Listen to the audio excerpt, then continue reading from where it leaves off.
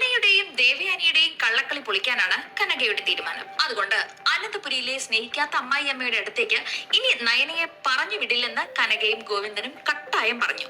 ആദർശ് വന്ന് വിളിച്ചിട്ട് പോലും കൂടെ പോകാൻ നയന തയ്യാറായിട്ടില്ല. ദേവയാനിയും അക്കാര്യത്തിൽ ആകെ വിഷമിച്ചിരിക്കുകയാണ്. അപ്പോഴാണ് ഇതേപ്പറ്റി സംസാരിക്കാൻ ജയൻ ദേവയാനിയുടെ അടുത്തേക്ക് ചെല്ലുന്നത്. അനന്തപുരിയിൽ എല്ലാവരും നയനയെ കത്തിരിക്കുകയാണെന്ന് ജയൻ ദേവയാനിയോട് പറയുകയാണ്. എന്നാൽ തന്റെ സ്വഭാവം മാറ്റി താൻ അവളെ പോയി വിളിക്കില്ലെന്ന് ദേവയാനി ജയനോട് പറഞ്ഞു. നയനയെ കാണാത്ത നല്ല വിഷമം മനസ്സിലുണ്ടെങ്കിലും ഇങ്ങനെയൊക്കെ പറഞ്ഞല്ലേ പറ്റൂ. അതേസമയം ആദർശും നയന വരാത്ത വിഷമത്തിലാണ്. നയന ആദർശിനെ പല തവണ ഫോൺ ചെയ്തെങ്കിലും ആദർശ് ഫോൺ എടുക്കാൻ തയ്യാറായില്ല. അവൾ തന്റെ കൂടെ വരാത്ത ദേഷ്യവും സങ്കടവും ആദർശിനുണ്ട്. അതുകൊണ്ടാണ് അവൻ ഫോൺ എടുക്കാത്തത്. ഉറക്കം പോലും ഇല്ലാതെ ആദർശ് താഴെ സോഫയിൽ വന്നിരിക്കുന്നത് ദേവയാനി കാണുകയും നയന വരാത്തതിന്റെ വിഷമം ആദർശ് അമ്മയോട് പങ്കുവെക്കുകയും ചെയ്തു.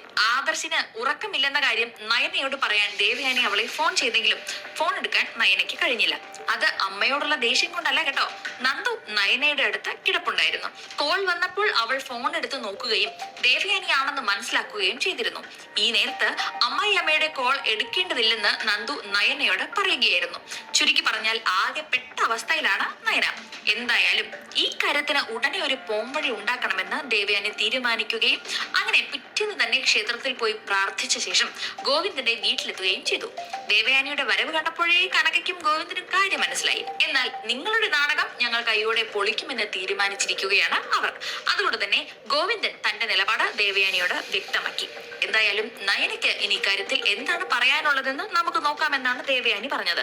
നയനയുടെ തീരുമാനം അറിയാൻ വേണ്ടി കാത്തു നിൽക്കുന്ന ദേവയാനിയെ കാണിച്ചുകൊണ്ടാണ് ഇന്നത്തെ എപ്പിസോഡ് അവസാനിക്കുന്നത്.